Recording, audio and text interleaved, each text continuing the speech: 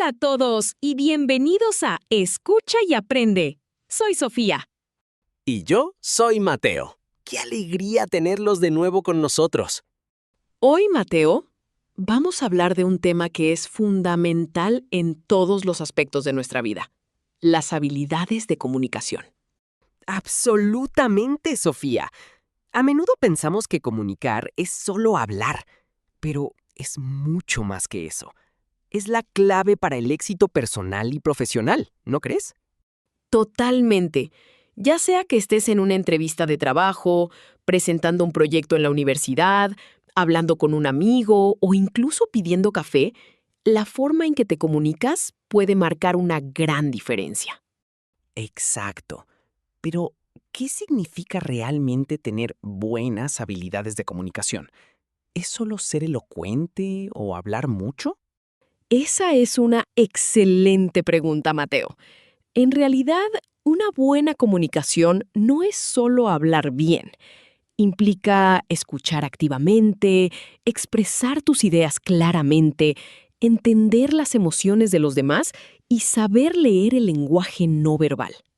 Ah, entonces no es solo enviar un mensaje, sino asegurarse de que ese mensaje sea recibido y comprendido correctamente, y que el receptor se sienta escuchado también. Exacto. Es un proceso de doble vía. Y para empezar hoy, hablemos de la primera y quizás más importante habilidad: la escucha activa. Ah, la escucha activa. Un tema del que se habla mucho, pero que a veces es difícil de poner en práctica. Sí, escuchar activamente significa prestar toda tu atención a la persona que habla. No solo escuchar las palabras, sino también entender el mensaje completo, las emociones y la intención detrás de ellas. Como cuando alguien te cuenta un problema. No solo estás escuchando los hechos, sino también cómo se siente esa persona al respecto. Justo así. Imagina que tu amigo te dice: estoy muy estresado con el trabajo. Una respuesta típica podría ser: pues relájate. Pero eso no es escuchar activamente. No, porque no estás reconociendo su sentimiento. Estás dando una solución sin entender la raíz del problema. Exacto. Una respuesta de escucha activa sería: entiendo que te sientes estresado por el trabajo. ¿Quieres contarme más sobre lo que te está causando esa presión? Vaya diferencia. Con la segunda respuesta, tu amigo se siente validado. Sabe que lo estás escuchando de verdad y que te importa. Y ese es un punto crucial, Mateo. Cuando escuchamos activamente, construimos confianza y fortalecemos nuestras relaciones. ¿Cuáles dirías que son algunas técnicas para escuchar activamente? Hmm. Bueno, lo primero es hacer contacto visual. Mostrarle a la persona que tus ojos están en ella, no en tu teléfono. Sí, y evitar interrumpir. Dejar que la persona termine su idea antes de hablar tú.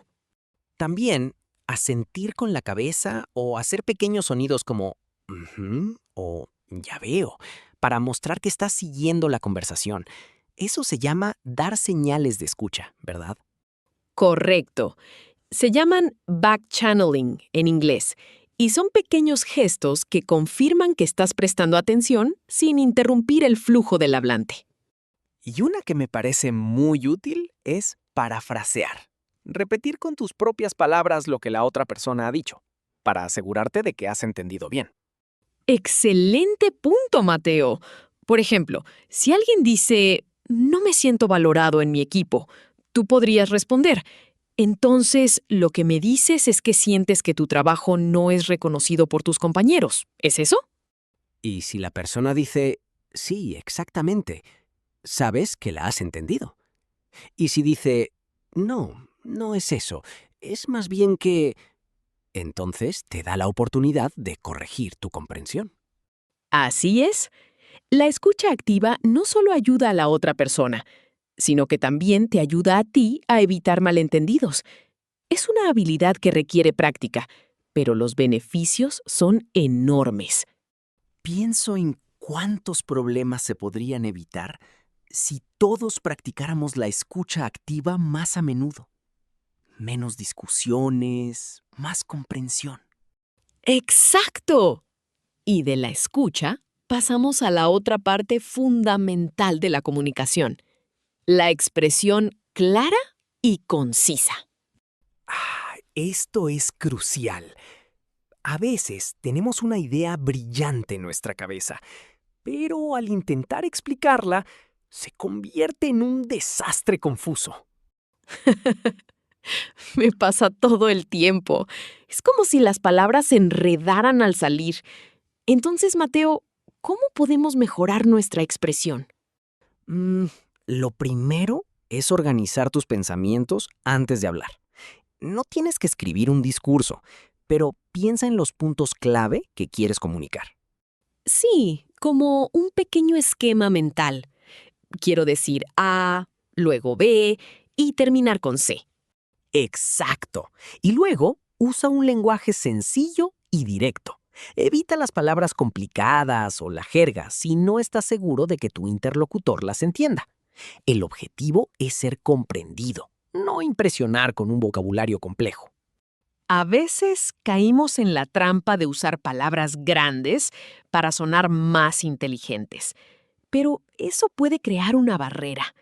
La claridad es más importante que la complejidad. Totalmente de acuerdo. Y sé conciso. No des vueltas. Ve al grano. Si puedes decir algo en 5 palabras, no uses 20.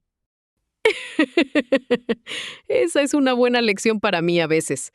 Tiendo a divagar un poco. Es un equilibrio entre dar suficiente información y no abrumar. Sí, es un arte. Una forma de practicar esto es imaginando que tienes un límite de tiempo para explicar algo. Por ejemplo, explícame tu trabajo en 30 segundos. Oh, eso es un buen ejercicio. Obliga a uno a destilar la esencia del mensaje. También creo que usar ejemplos puede ayudar mucho a la claridad. Sí, los ejemplos hacen que los conceptos abstractos sean más tangibles. Es como si estuviéramos haciendo ahora. Estamos hablando de comunicación, pero también estamos dando ejemplos para que sea más fácil de entender. Y la práctica, por supuesto. Cuanto más practiques hablar de diferentes temas, más fluida y clara se volverá tu expresión. Así es. Y ahora, Sofía, ¿qué hay del lenguaje no verbal? ¿Qué papel juega en la comunicación? Un papel gigantesco, Mateo. De hecho, algunos estudios dicen que hasta el 70-80% de nuestra comunicación es no verbal. Es lo que decimos sin decir una palabra. ¡Wow! Eso es mucho. Entonces, ¿qué incluye el lenguaje no verbal? Incluye todo. Tu postura, tus gestos, tu expresión facial, el contacto visual, el tono de tu voz, el ritmo al hablar, hasta cómo respiras. Así que, incluso si mis palabras son amables, mi cuerpo está tenso, mi mensaje no será completamente amable. Exactamente. Tu lenguaje no verbal puede reforzar o contradecir tus palabras. Si dices, estoy bien, con los brazos cruzados, una expresión seria y la mirada baja, ¿realmente estás bien? Probablemente no. El lenguaje corporal es un delator. Lo es. Por eso es importante ser consciente de él. Por ejemplo, mantener una postura abierta, con los brazos sin cruzar, puede hacer que te veas más accesible. Y el contacto visual. No mirar fijamente. Mantener un contacto visual adecuado demuestra confianza y honestidad. Sí, aunque es importante recordar que el contacto visual puede variar culturalmente. En algunas culturas, mirar directamente a los ojos a una persona mayor puede considerarse una falta del respeto. Eso es muy cierto. Siempre hay que tener en cuenta el contexto cultural. ¿Y qué hay del tono de voz y el ritmo al hablar? Son cruciales. El tono de voz puede expresar emociones como alegría, enfado, tristeza o sarcasmo. Y el ritmo. Si hablas muy rápido, puedes parecer nervioso o impaciente. Si hablas muy lento, puedes sonar aburrido o inseguro. Así que no es solo qué dices, sino cómo lo dices. Y cómo tu cuerpo lo expresa. La comunicación es un paquete completo. Ser consciente de tu lenguaje no verbal no solo a transmitir mejor tu mensaje, pero también a interpretar mejor los mensajes de los demás. Es como leer entre líneas, con los ojos y los oídos. Justo. Y esto nos lleva a otra habilidad crucial, la empatía. Ah, la empatía. Ponerse en los zapatos del otro, ¿verdad? Sí, exactamente. Es la capacidad de entender y compartir los sentimientos de otra persona. No significa necesariamente estar de acuerdo con ellos, significa entender su perspectiva. Como cuando un amigo está triste por algo que a ti no te parece tan grave. La empatía te permite entender su tristeza. Even if tú no te sentirías igual en esa situación. Es clave para una comunicación efectiva porque crea una conexión genuina. Cuando la gente siente que la entiendes, están más dispuestos a escucharte y a comunicarse contigo de forma abierta. ¿Cómo podemos practicar la empatía en nuestra comunicación diaria? Una forma es haciendo preguntas abiertas. En lugar de decir, estás enojado, ¿verdad? Podrías decir, parece que estás molesto. ¿Cómo te sientes al respecto? Ah, para que la otra persona exprese sus propios sentimientos, para que yo se los imponga. Exacto. Y validar sus sentimientos. Decir cosas como, entiendo por qué te sientes así. O, es natural sentirse frustrado en esa situación. Eso es poderoso. Valida su experiencia. Estás diciendo, tus sentimientos son válidos. No estás exagerando. Y también, tratar de ver la situación desde su punto de vista. ¿Qué experiencias pueden haber llevado a esta persona a sentir o pensar de esta manera? Esto te ayuda a responder de una manera más considerada. La empatía realmente transforma la comunicación de un simple intercambio de información a una conexión humana. Totalmente. Y esto nos lleva a cómo manejar los desacuerdos o las situaciones difíciles con respeto. La comunicación no siempre es fácil, ¿verdad? No, no lo es. A veces tenemos opiniones muy diferentes. ¿Cómo podemos comunicar esas diferencias sin que se convierta en una discusión? La clave es expresar tus opiniones y sentimientos usando mensajes yo. En lugar de decir, tú siempre haces X, que suena a acusación, di, yo me siento Y cuando X ocurre. Ah, entiendo. En lugar de nunca me escuchas, sería yo me siento ignorado cuando no respondes a mis mensajes. Perfecto. Esto hace que la otra persona no se sienta atacada, esté más abierta a escuchar tu perspectiva. Y por supuesto, siempre con respeto. Incluso si no estás de acuerdo, puedes reconocer la validez de su punto de vista. Entiendo lo que dices. Mi perspectiva es un poco diferente. Eso suena mucho mejor que estás equivocado. Mucho mejor. El objetivo es entenderse, no ganar un argumento. Y para terminar, hablemos brevemente de la comunicación en el mundo digital. Ah, sí. Mensajes de texto, correos electrónicos, videollamadas. Es un campo de juego diferente, ¿no? Totalmente.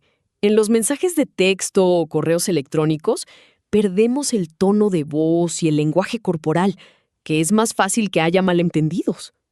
Sí, un mensaje corto puede sonar abrupto que en persona no lo sería. Por eso, es importante ser aún más claro y conciso en la comunicación escrita. Usa signos de puntuación correctamente y no tengas miedo de usar emojis si el contexto es informal para transmitir el tono. Emojis al rescate. Y en los correos electrónicos, una estructura clara, un saludo y una despedida adecuados hacen una gran diferencia. ¿Sí? Y en videollamadas, aunque no es lo mismo que en persona, es importante mantener el contacto visual con la cámara y evitar distracciones. Así que la claridad y la consideración son aún más importantes. Absolutamente. Mateo, ha sido una conversación fascinante sobre las habilidades de comunicación. Sí, Sofía. Hemos hablado de la escucha activa, la expresión clara, el lenguaje no verbal, la empatía y la comunicación digital. Un montón de herramientas para nuestros oyentes. Y lo más importante es recordar que estas son habilidades. No nacemos sabiendo todo esto, pero podemos aprender y mejorar con la práctica.